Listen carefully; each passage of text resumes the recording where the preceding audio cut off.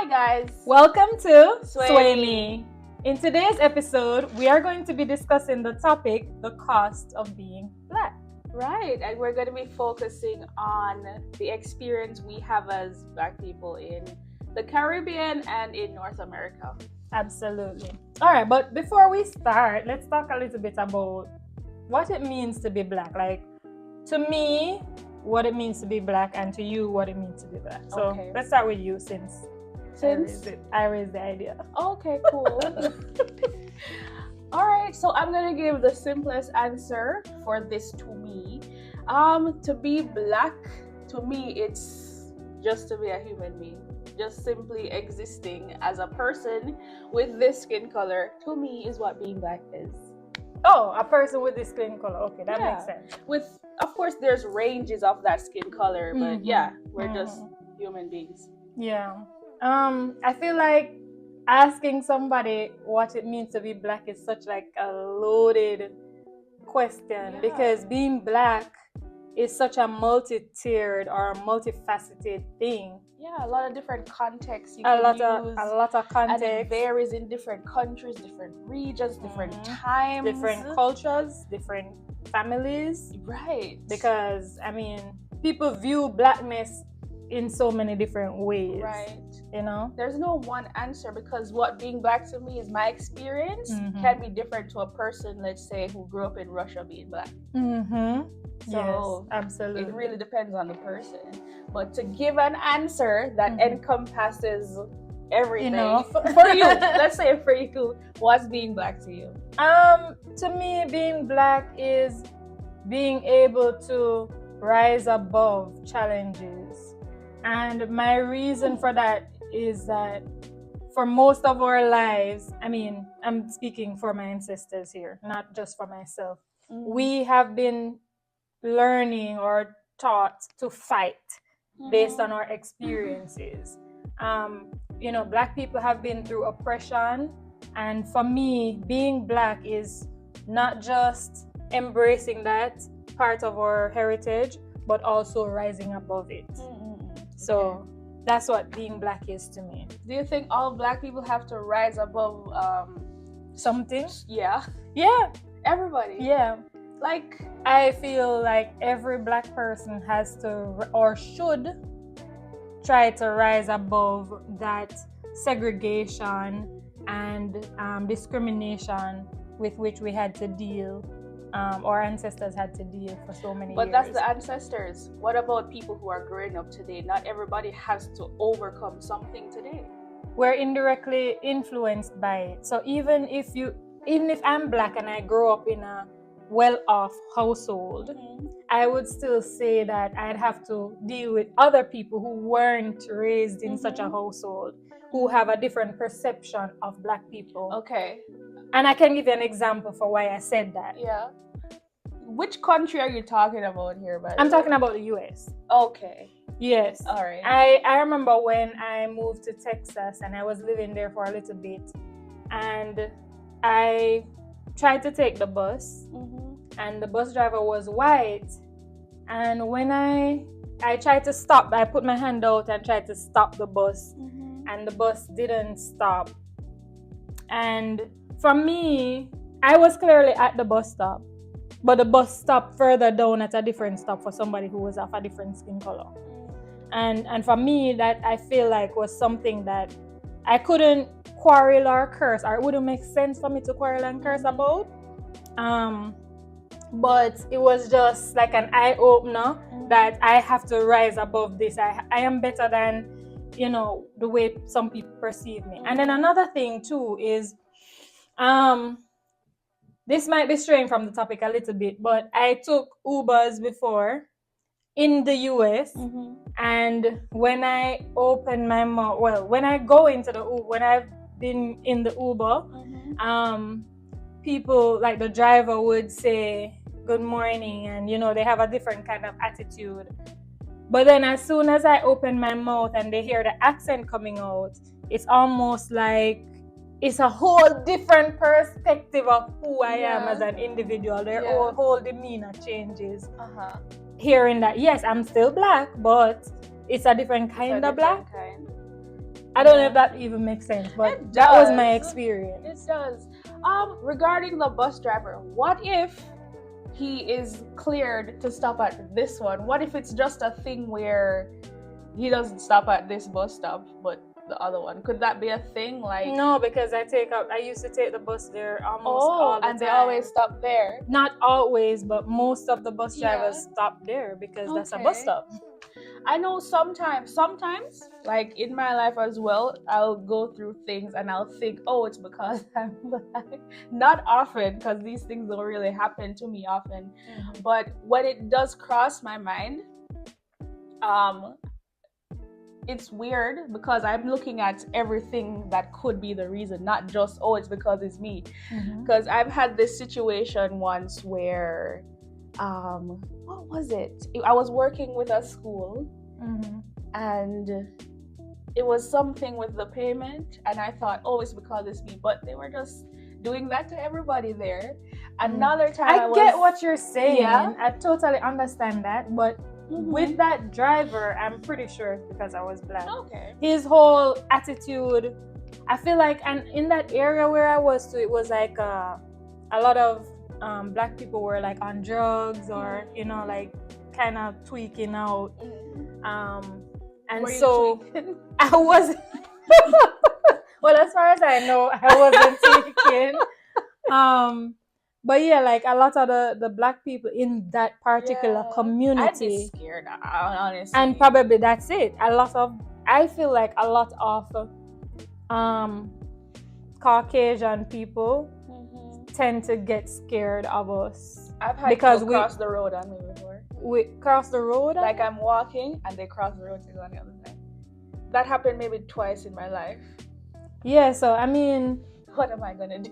Being black is very, very, very dependent on your experience. Yeah, everybody will have a different. Everybody's experience is different, and I think a big part of it has to do with where you are living, what context you're living under. Because, like in the USA, they have a rich history regarding race, and it depends on which state too. And which state? Some of the southern states, like, oh my gosh, you can't do certain things. They're strictly Hakuna Matata. Like they're like very rigid. Speaking of, there are some places you can't go in America after dark as a black person. Really? Yeah, they're called sunset states.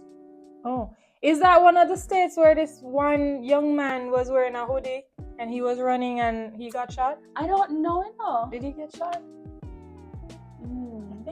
I think so. I'm not sure. No. But yeah, a bunch of them, some are in Florida, Michigan, Minnesota, New York. What is PA? I don't know. No, that's Canada. Oh, they're in Canada as well. Oh, so it's encompassing the whole North America. Yeah. So like, it's not just a place where something racist happened. It's an entire community or even county that for decades was all white on purpose, all white in quotes, because some towns allowed one black family to remain when they drove out the rest. Oh yeah, so like they used to drive people out if they moved in and they didn't like. But yeah, we didn't even get through the intro. I know, man. This is a topic of discussion. There's always something to say about this. The historical experience and cultural practices. The historical experience is like you said. There are. Let's break this down. So, the white colonizers went to Africa and took black people by force and disseminated. I don't even know if that's the right word, but they distributed us in different countries and different territories, and we were there to work. Blacks were there to work. She's probably not black. I wasn't there. Yeah, but we're talking about black people as a whole. Yeah, you're talking about at that time. At that time. Yes. That's what I'm talking about. Us. Yes. You weren't there. But we are black people. Yes, we are black people, but they captured those people. Yes, there are ancestors and stuff. So you but don't identify with the people who were taken as slaves? Let's No? break down that question before we just jump and say, oh, she doesn't think she's. No, of course I'm a black person because, look, you have eyes, you can see.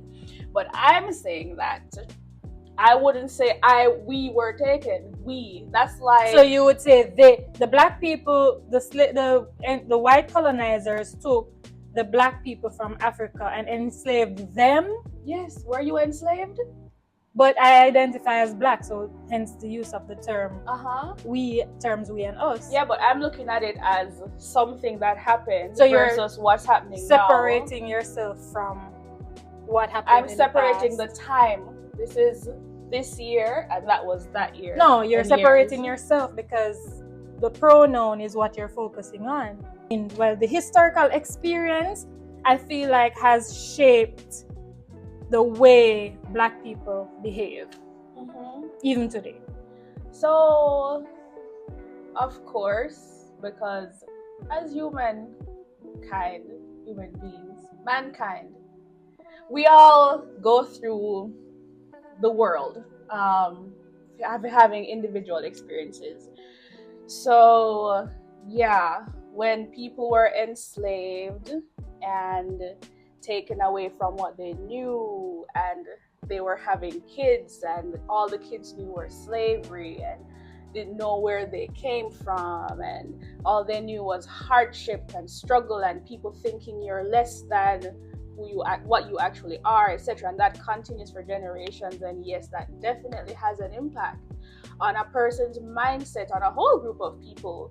And looking at North America's history, I found out that after slavery was abolished, by the way, slavery in the US was, what I found online, it was abolished in 1865.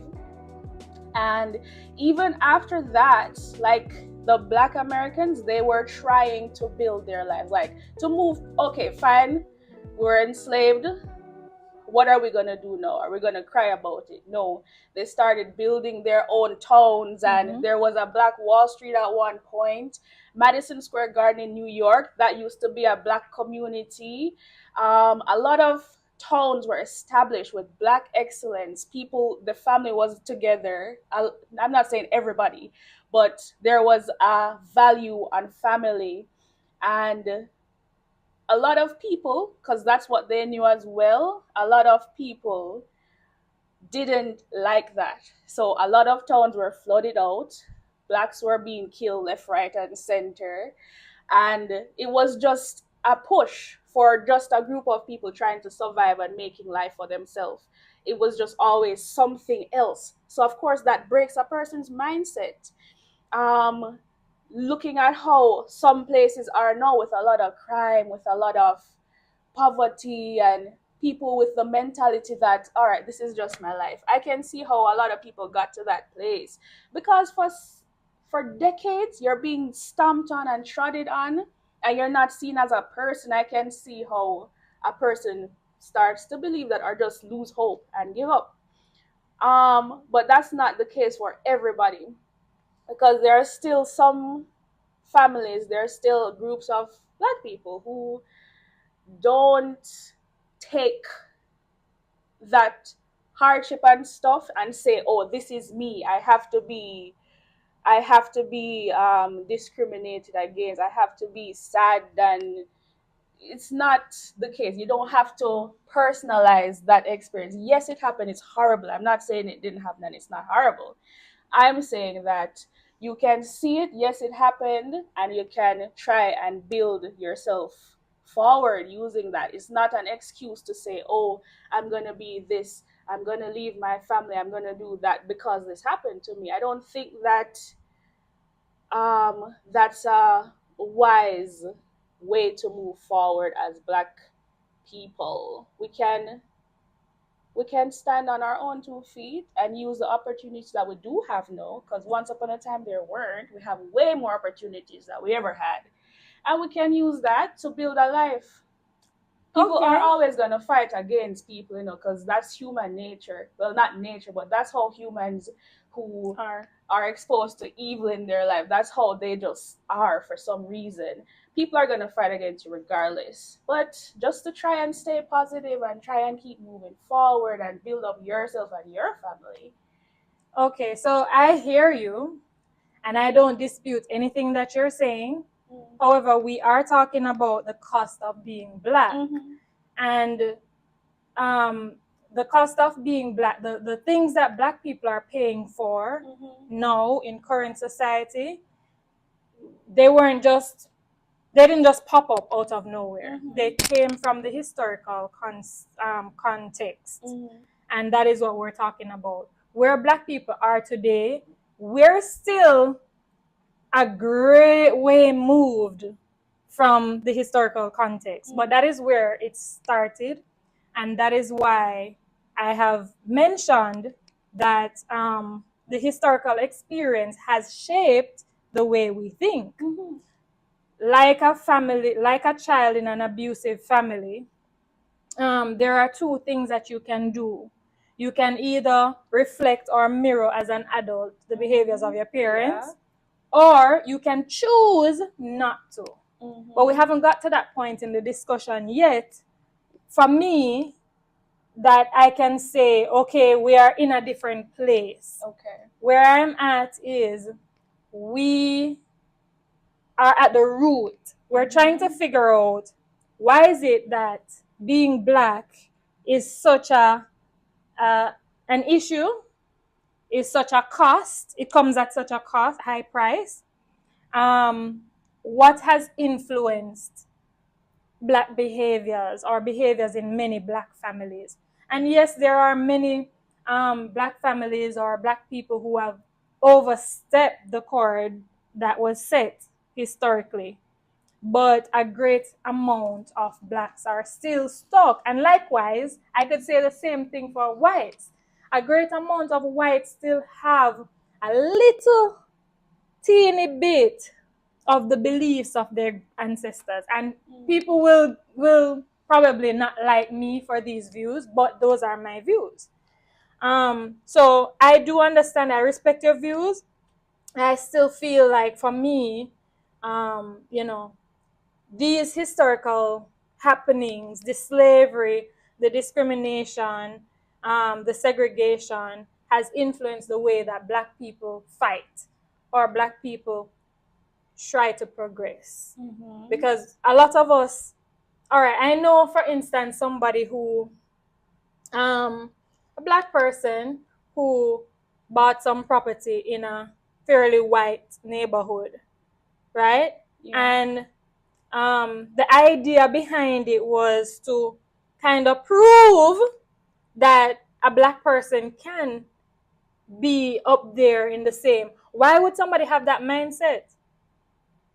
It had to come from somewhere. You know what I mean? Like, where did it come from? Did somebody just wake up one morning and be like, I'm going to get a house in that community to prove that, yeah, we can do it? I don't think so. I think it is subconsciously coming from somewhere else. All right, let's talk about modern day discrimination. Do you think that this is a cost of being black? Like, is it that being black causes us to feel discriminated against or to be discriminated against? Okay, a little bit of both. I think it's a mixture of both, being and feeling like we're being. Because if we're told something virtually all of our lives, you start to believe it. And if we're seeing this happening so much, like in the media, you're seeing this narrative all the time, you tend to believe that this is true. So I believe that because this is being very much highlighted, that our mindset is warped into believing that yes, everything is because I'm black, everything is a discrimination.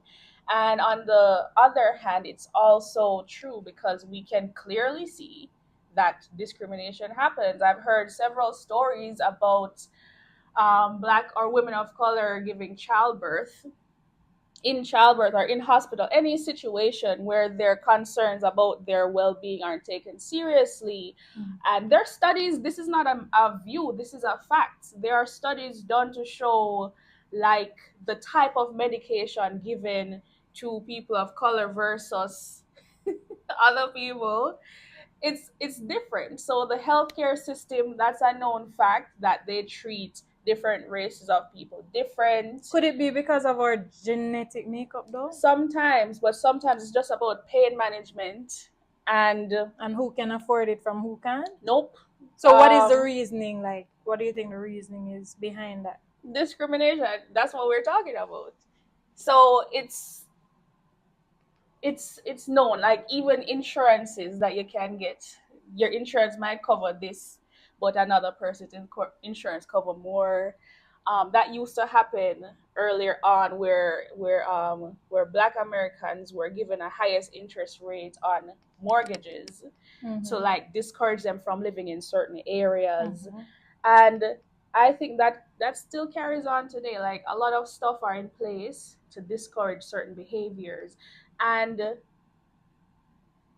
discrimination happens, but some of it I think is also just perceived. Like make the people making it up in their minds.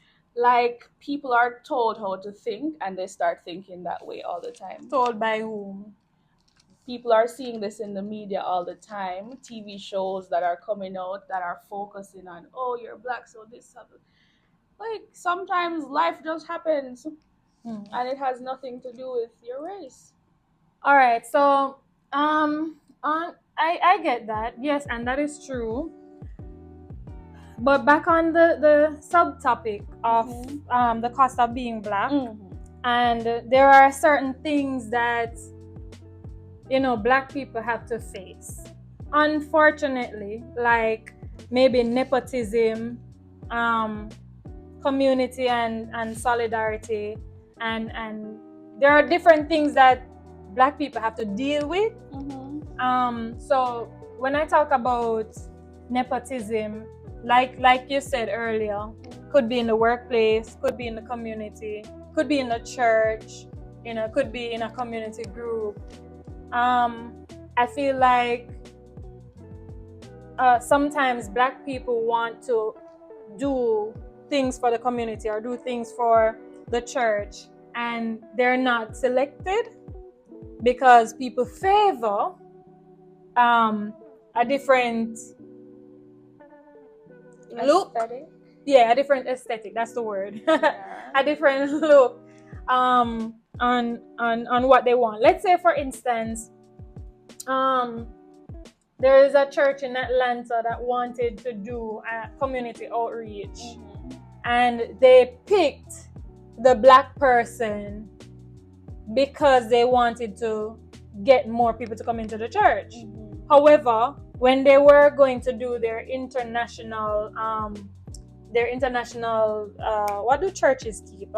Convention advertisement, they use somebody of color. So I mean, there are a lot of things that we I should say Black people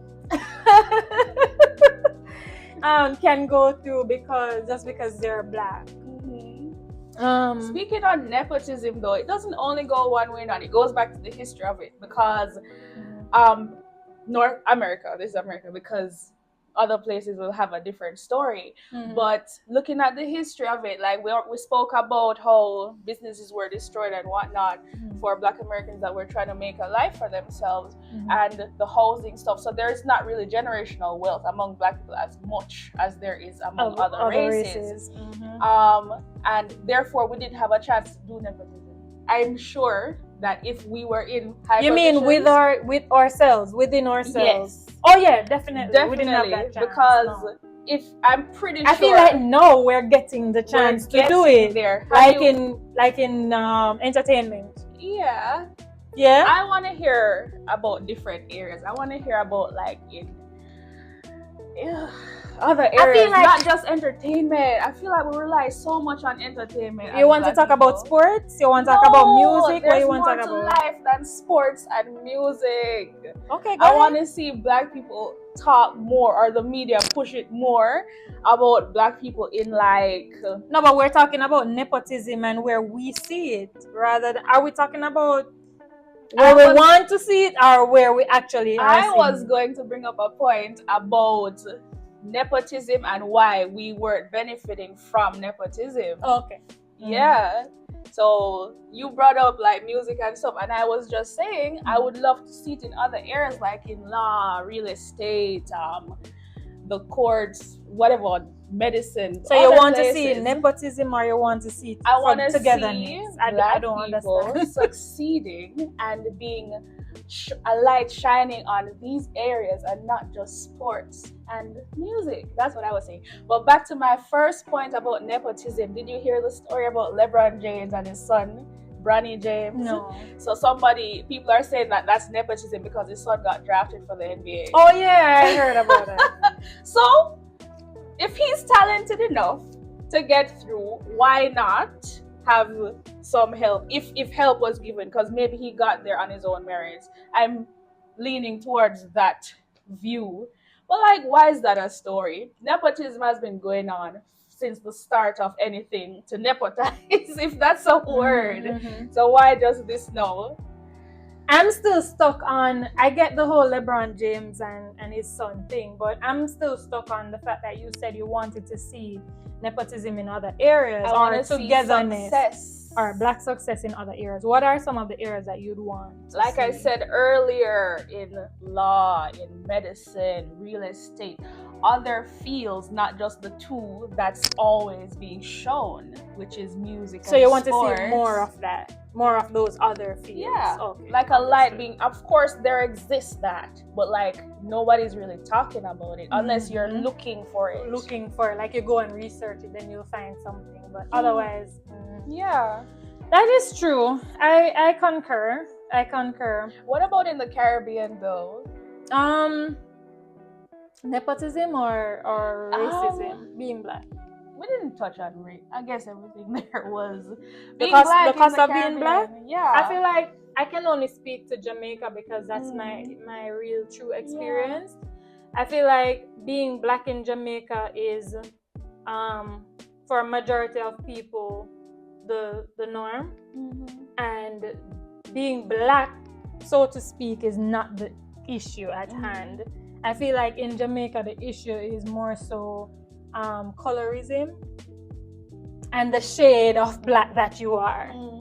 And I feel like I don't think that there's so much of a cost, or probably there is, because being Black, or the shade of Black that you are, colorism in Jamaica determines probably what kind of job you get, probably what group in society you fall in, and so on. I think that used to be the case. That was seriously a big issue. I don't think that's such a big issue today. It's still there. It's still a big issue, but it's not as big as it used to be, right? Yeah. What do you think about that? A lot of the wealth in Jamaica as well is held by a small group of people. Like, I think, sadly, yeah, that's the case there as well. I think that's the case everywhere because they have to maintain the status quo. I don't think it's everywhere because there's this thing called, not wealth disparity, but different countries, the Human Development Index. You mean it measures Cuba? Different things in different countries. So like inequality is measured, and not every country has high levels of inequality like that. I think if you look at like Switzerland and some places, it's not such a big gap where one person has $1 billion and one has zero. I mean, we're talking about the Caribbean and North America, and I cannot speak to, honestly, I can't speak to any of the other countries because I've never had the experience and I didn't do the research on them.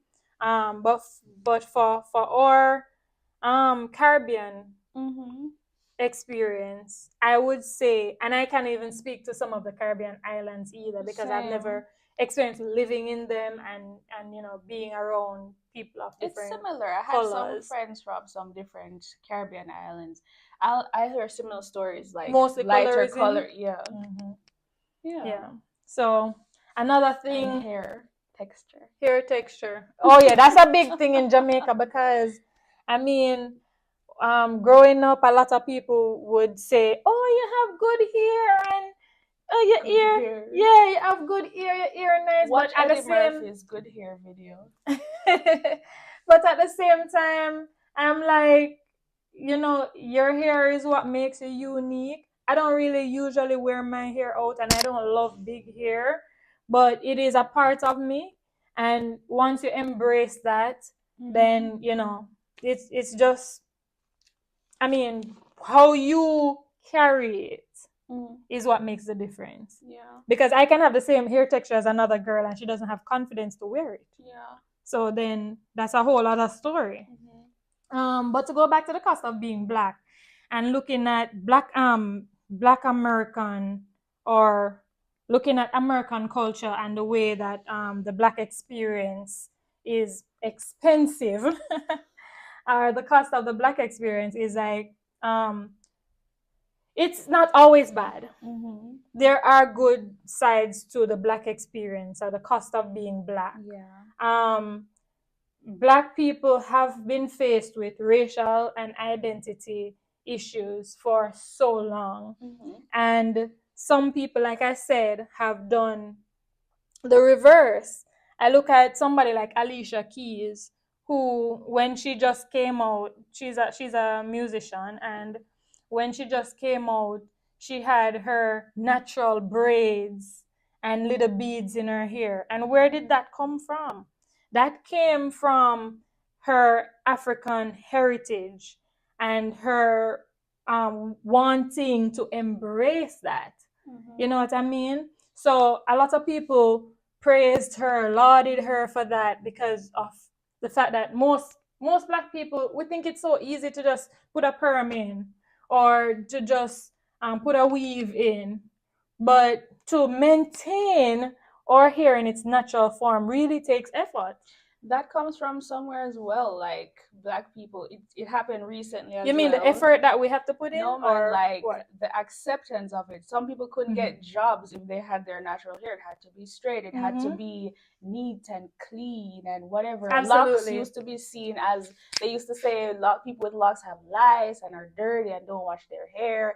There are a lot of things said Negative to connotations. basically squish any expression of being from Africa or black. Like how even though people are saying, "Oh, Africa poor and this and that," that's not true in all cases. There are many rich areas, but we're not being told about that. And for people who grew up in the US or in the Caribbean, black people, of course, I'm talking about, certain parts of our culture or certain parts of our history that our ancestors would know weren't taught to us because it was like discouraged. So how to take care of our hair, I'm pretty sure we would have known how to better care for our hair if that was something that was allowed throughout the ages there. What do you mean? Because I feel like that was never taken from us as a people. Like how to care our hair. Slaves never allowed to have hair. A lot of the hair was shaved. Well, that's a part of our African heritage too. A lot of African women shave their heads. Some, because but not forced. But a lot they weren't forced to. But I don't feel like slaves were forced. Is there anywhere in like written history that says that the slaves were forced to shave their heads? Yes. The female slave? Everybody, hair wasn't allowed. What do you mean? For a lot of people. All right, let me see if I can find something. All right, so netizens, while she's searching, let me just go on. All right, you can look it up. I mean, I understand what you're saying, that they weren't able to express themselves, but I don't know if they were forced to bald their heads too. I feel like a lot of them just decided to low cut because it was easier. They had to wake up, they had to work. I don't feel like it was something that they said, you have to cut your hair. I don't know. I Well, don't know. I'm just saying yeah. I feel that I don't have any I'm evidence. sure I read somewhere that They couldn't black have hair? people, they were seen as less than cattle. They weren't people to the slave owners. No, I get that, So and that's hair true. and taking any type of care for yourself, it's not like they live at home and could shower and wash their hair. So yeah, I get you on it was probably easier, but I remember reading somewhere as well that it was done to dehumanize them further, to make them Really? have no connection to where they were from, because it was illegal to know how to But I read. feel like that would be like counterproductive, because women shave their heads in Africa as a form of expression too. They wear the big gold chokers and the diamond, the jewelry, facial jewelry with their head bald. It was kind of like a way of self-expression. That's some cultures in some Some countries, parts, in right? some That is countries. true. But So the reason for that, I'm I not don't saying know they if- didn't do that, but there's a reason for that. We're not talking about that. We're talking about the slaves and the slave owners and what they were and weren't allowed Forced. to do. Mhm. So while yes, you can shave your hair, it was also done for different reasons, like dehumanization, to break a person's spirit, to make them keep working for you and not fight back. That was a big part of it as well. God knows why I was born in this century. Because yeah. So yeah, I do think this is important to know and take it seriously. So I'm not saying I'm not among, I'm just saying it happened, very serious. I feel it and all of that, but that doesn't mean that I have to live thinking that, oh no, this happened to me and I cannot I be feel the like best version of me. I feel like I was taught how to care for my hair. I feel like my mom taught me how to care for my hair. Mhm. You know, every Saturday morning, you're going to wash your hair and you're going to get a chiny bump. For those of you who don't know what chiny bumps is, they're called Nubian knots. And it's like you make a twist with your hair and then you roll it together. So that you do that after it's washed and oiled, so that it can make the curl patterns really precise. So yeah, I feel like that's something that my mom taught me, and it also straightened your hair too. Like it straightened out the kinkiness after the wash, because you know it shrinks up after you wash it. It shrinks up. So to take away the shrinkage and make it come back to its normal volume, the chiny bump, you do that. Or That you can blow varies dry it. household to household. So your mom taught you Yeah, that. that's why I say I can't relate to Mhm. the one that you're talking about with the whole, shave head thing. That's back then, and that was leading on to me saying now, where a lot of people find shame in their natural hair, or rather not wear their natural hair. Maybe it's just their preference, but it also leads to how black kinky hair was viewed and was treated in the past. So it just became more accepted to not have it, and therefore not know how to take care of it, because if you don't have it, you don't really know how to take care of it. So that just was my point there. I also feel like on that same topic of the whole hair care, I feel like our hair is so different from so many other nationalities and races of hair. Ours is the only hair texture that's like ours. I don't know if that makes sense. Yeah. But most people from other races can just pull their hair back in a ponytail and it looks really sleek. If we're going to make a sleek ponytail, it takes effort. We have to gel it down, brush it down, tie it down. There are so many different parts to it. And I feel like a lot of black people, even though more and more black women are embracing their natural hair now, I feel like what was I going to say? I feel like it's not for everybody. Like not everybody is not wearing their natural hair because they don't like how it looks. A lot of people are not wearing their natural hair too because it's so difficult to take care of. Yeah. As opposed to putting a weave. You can just brush it down and you're good to go. Right. As opposed to because your hair takes a lot of effort. I know. All of yesterday was done The whole day, like seriously. And I'd rather do it myself because I've been burnt too many times. I'm not putting it in the hands of somebody else unless I really trust you. Most people that I know who have locks, they rather to do their own hair. Yeah, I trust me to do it. I'll take my time. I know what products are going in there. But I feel like if we had a different history and hair was celebrated, like there are cultures and different countries that in Africa where the hair is like basically your crown, basically. Like it's styled, it's just tricks, tips and tricks to how to get it this way and whatever. So I feel like if we had a history or a culture where we had the knowledge passed down, because that's the thing with Black people here, like the knowledge, it kind of stopped at a certain point because people were being killed and so you don't really have all the information you could have passed down from generation to generation. So if we had all of that lineage of mothers and whoever passing down the tips and tricks, we'd be in a better place hair wise right now. A lot of, and this might be straying from the topic, a lot of people, especially like my white friends, they think that our hair is so strong. And I find it so funny because they're like, yeah, your hair is kinky and it's strong. I'm like, it's not as strong as you think. Our hair is so much more delicate than other hair types. How? Because our hair breaks very easily. If it's dry, it breaks. If we don't oil and moisturize it, it breaks. I think diet as well, like your diet affects it. Well, I think everybody, that's with everybody. Yeah. So, but my white friends, they don't understand. So when I tell them that it takes me an hour and a half to wash my hair, they're like, "What? An hour and a half?"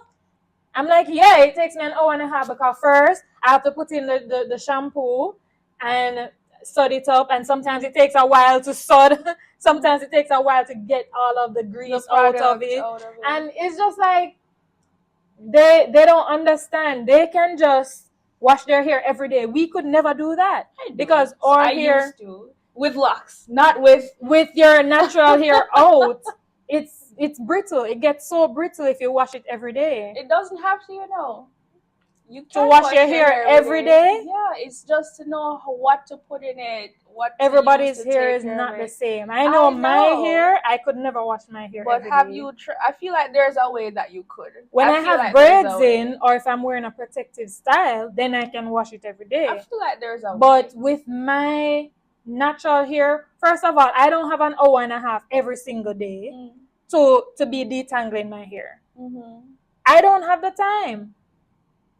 So that's one of the main reasons I couldn't wash it every day. Another reason I couldn't wash it every day is that who gonna style it? You. I'm gonna style it every day. And why we don't wear our hair like this? Because it takes like one whole day to get it dry to this level. Dry? Yeah. My hair takes a whole day to dry. Without heat? Without heat. Okay. Yeah. Naturally. Somebody with another hair texture, like a white person, a European person, or even a Hispanic person, they wash their hair in the morning and by an hour time it's dry, or 2 hours or less. So that's another reason. So it's not just about detangling and all of that. But I think we strayed away from the topic a little bit. We're still talking about being black, and we're still talking about, like the cost of being black. It's very expensive to buy products for your hair. I'm gonna stop and you start using like eggs and avocado and coconut oil and But that's also very expensive.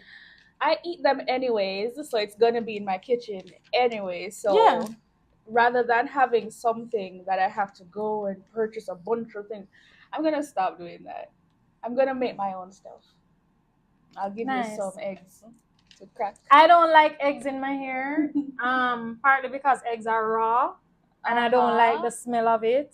I'll use avocado and other things, but it has to be something that doesn't stain. And a lot of the natural fruits and vegetables in their natural form stains my hair. and causes it to The get color? brown. Mhm. Oh. Causes the color to change to brown. Maybe the acidic ones. So, that's a whole other video. Let's talk about pride and empowerment. We're kind of touching on it right now because, I mean, for me, I like to wear my afro sometimes, but very rarely because it takes so much to maintain. Like, after the breeze blow on my hair for like 2 seconds, it starts shrinking. As you can see, it's already like all the way shrunken up here. It was like down here a while ago. Yeah. Down. So yeah, that's something that shrinkage is real, y'all. Shrinkage is real. Threading, I heard, helps. Have you tried it? Threading your hair? Yeah, like section it out and then just thread it, and it stretches it. And when you take it out, your hair is straight. Yeah, but it's still with the elements, it still shrinks. I've seen a girl, I think on Instagram, do it, and she's fine. Like, she goes through the day and stuff. But she's been spending years trying to curate what she uses on her hair. So I guess it takes a lot of time and research. Yeah, I don't have time for that. And if we had great grandmothers who taught us this, we would have known these things and not have to research and trial and error to know these things. I mean, I don't really do much trial and error with mine, so I can't relate. Let's talk about Black Lives Matter. Yes, let's. The cost of being black. Black Lives Matter. George Floyd was held down by a Caucasian policeman until his death. The cost of being black. A lot of people believe that it was because of his race why that happened, because had it been a man from a different, or a person from a different racial background, that would not have been the case. But I feel like being black, there are some expectations that society has of us that are not necessarily good. A black person walking on a particular street at night could be symbolic of danger for some people because they find us threatening. You know, where is that stemming from? A lot of the other races probably think that black people are trying to retaliate even today. And sometimes that's not necessarily the case. What do you have to say about that? Why you say it like that? Well, I read a bit about this. And I heard a lot of stories. Did you watch the video at all? Yeah. Okay. A lot of the stories are very cut and dry. Man for no reason held and killed, basically, after he's crying out for his mom. I heard another story though. He was crying out to say that he couldn't breathe, and they disregarded what he said. I know, I saw the video, and he was crying out for his mom at one point. And I heard another story talking about, there was another side to the story. Not saying that it was right. Don't jump, no matter what. I'm not saying it was right. I'm saying, before that part started, I don't remember. I'm not gonna speak. It was something about money, like no. Oh. It's about. I'm not gonna talk about that because I don't have what I want to say written in front of me, so I don't want to say something that. All right, don't say it. Yeah, but regarding that, awful. That shouldn't have happened to anybody. Nobody should have their neck pressed down on. Nobody at all deserves that. And was it because he was black? That's what I'm asking you. I already shared my. You asked me what I think. You didn't ask me if I thought it was because he was black. I think it was because he was black. Because I said it earlier. Because there were many other races of people who were in similar situations that were not killed. And I feel like his outbursts were ignored because he was black. That could be. I've seen videos though of police using excessive force on a lot of different people. Didn't make news. A lot of people die by police hand, but it's not making news. It's not gonna be on news. I think because so you think it wasn't black, because he was black? The death, maybe it was because he was black. I don't know. I wasn't there. Maybe I know police can do that to anybody at all.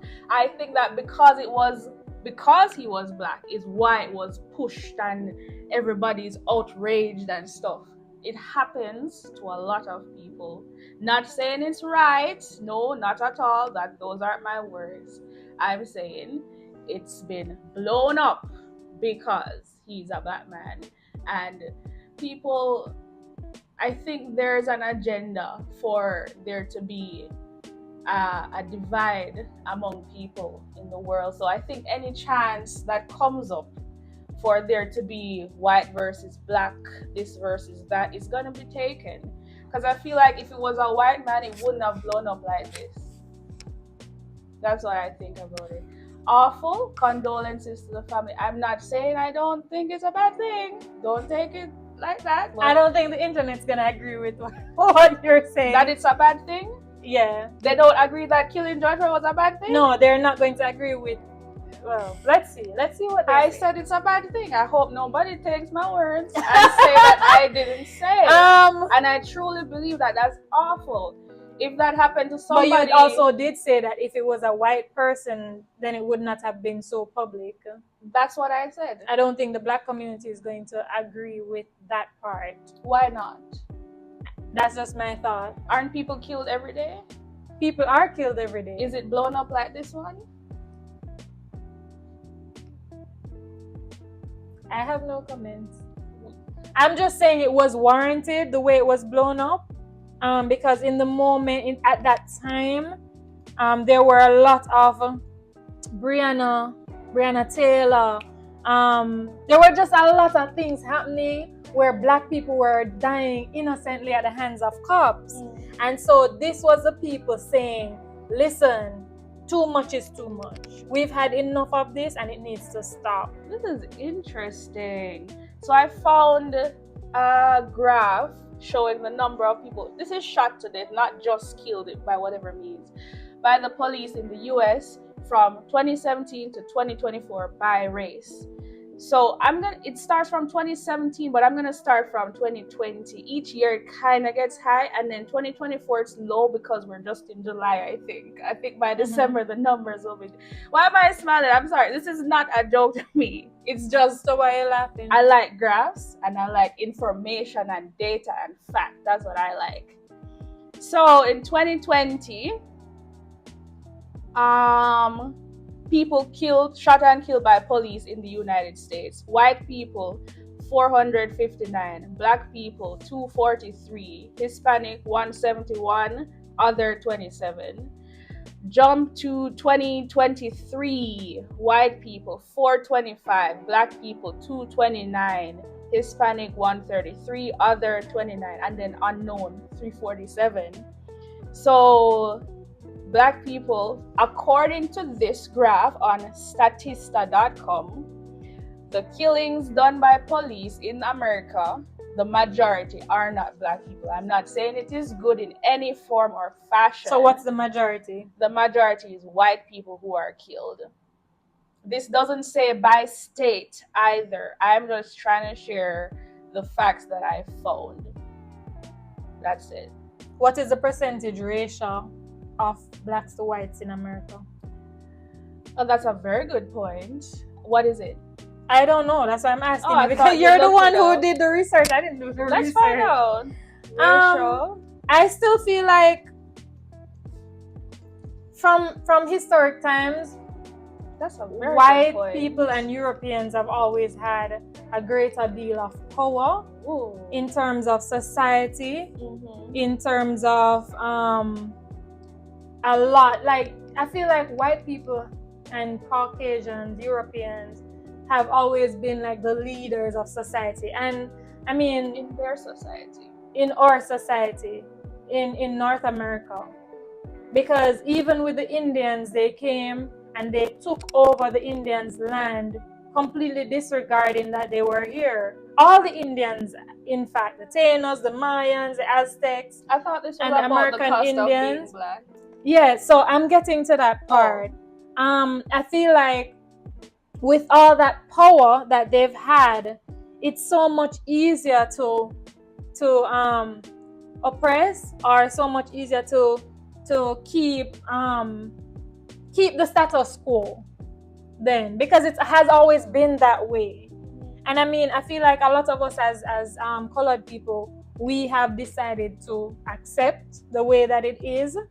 If you can't beat them, join them.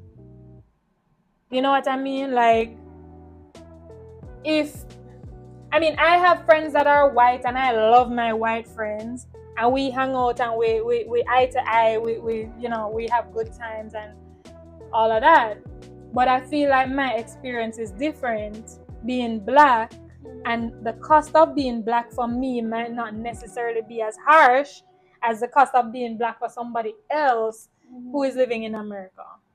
You know what I mean? So yeah. To answer your question, I don't have the ratio. I don't want to do the math right now. But of the population of the United States, people in the US, this is 2021 estimates. 59.3% white people, 12.6% black. So now, does the statistics make sense? It always made sense. I'm just showing the ratio. Okay, additional information.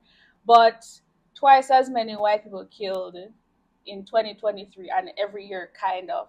It's 2017 coming up, than black people. Yes, there's a way larger group of white people than black, but what does that have to do with killing? And not what does it have to do with it, but I'm just speaking to that police, some of course might be racist and discriminate. However, to look at everything as a whole,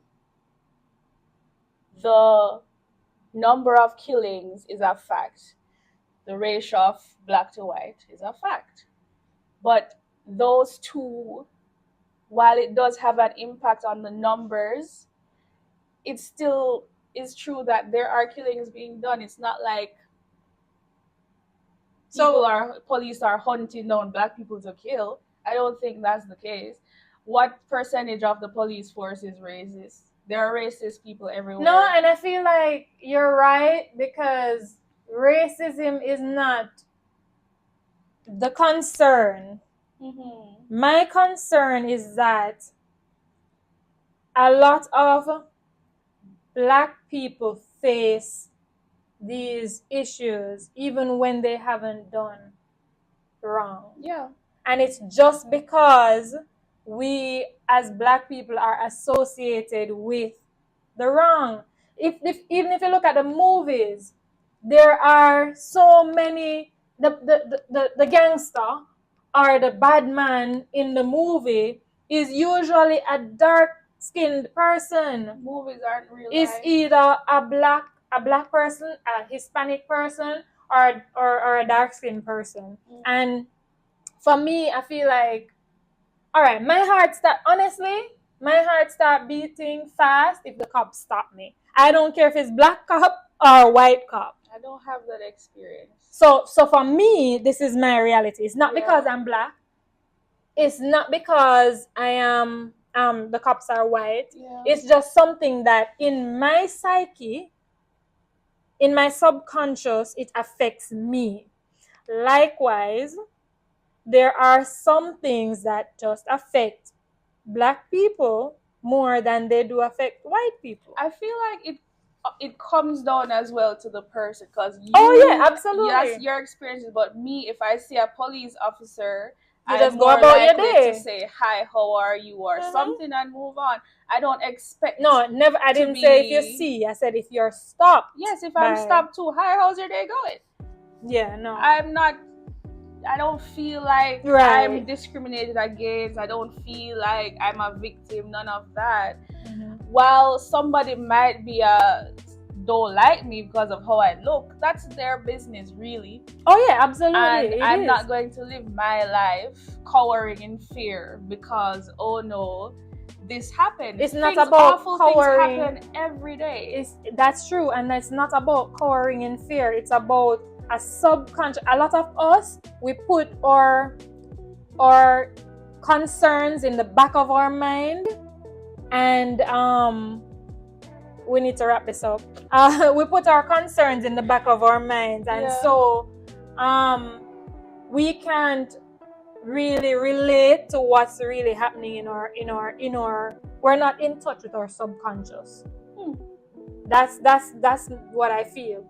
And with a lot of people, they put it on the back burner like it's something that's not happening, or sweep it under the carpet, because they're, oh, I'm going to fix this and I'm going to not be worried about that, but it's still there in our subconscious. So on the same point of pride and empowerment, so the Black Lives Matter tried to empower Black people. I don't know how, but they tried to empower Black people. But there's also the flip side of that, which is promoting Black excellence and Black achievement. When we look at like Oprah and her encouragement of Tyler Perry, and the whole Black community in entertainment, being there for each other. I don't know that this situation with Cat Williams has helped that, but to a great extent with BET, we have somewhat come together as Black people. So in the US. I mean, BET is a US thing. About Black Lives Matter. Fun fact, only 33% of donations were given to charities, and the founders, the execs, were paid millions. They live in their mansions, stuff like that.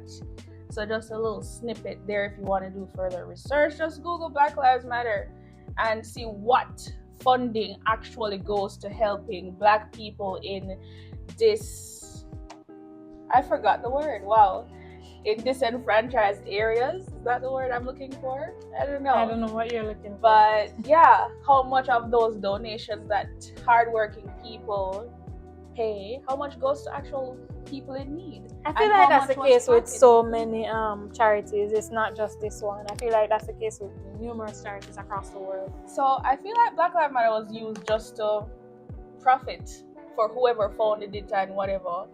Like, some help went to people who needed it, yes, but I'm gonna stop now before.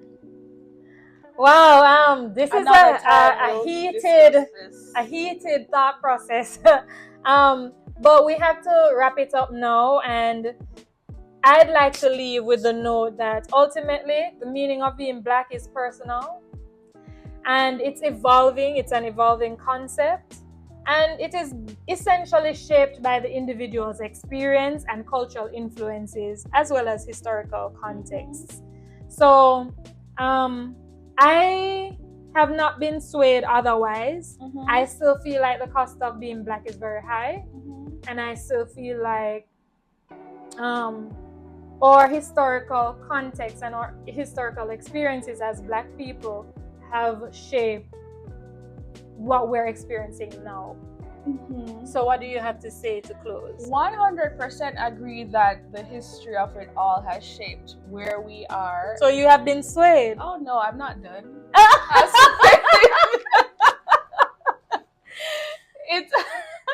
It's shaped our reality. And I challenge you today to go through your day. At least try one. If you're a person that is disenfranchised in any way, let me rephrase this. I want to challenge you out there. If you're living in America and you feel like you're at a disadvantage because you're Black, just put out your all. Like, just try. Just dedicate yourself to your self-improvement. Work out, eat right, go to the gym. If you don't have a gym, to push up in your living room. If you don't have a living room, to push up wherever you have a space to do your it. bedside. Your bedside. If you don't have a bed, something in the park. Just build yourself up, work on yourself, and just don't think about something that might be pushing you down. Yes, some things are, but all I'm saying is just focus on you. It's your life. People are gonna look at you how they want to look at you. Live your life and try to make the most of it. Okay. So no, I haven't been swayed. I don't. So what's the cost? The cost? What is the cost of being Black to you? The cost of being Black to me is the cost of being a human being on Earth, which is to do your very best, and people are gonna try and break you and beat you down, some people more than others, some races more than So others. there's no cost. So all you do is you just continue living your life and do the best you can. The cost of being black in the Caribbean, in America, is there is historical things. There are historical things that make it a little harder for you. That's a fact. We know that. So that's the cost. It's tiny. It's a little bit harder to live. Not a little bit, but yeah. I'm not. Thank you guys for tuning in to this very long episode of Sway Me. It was nice hanging out with you, and we hope to see you again sometime soon. Okay? Bye. See you next time. Bye-bye.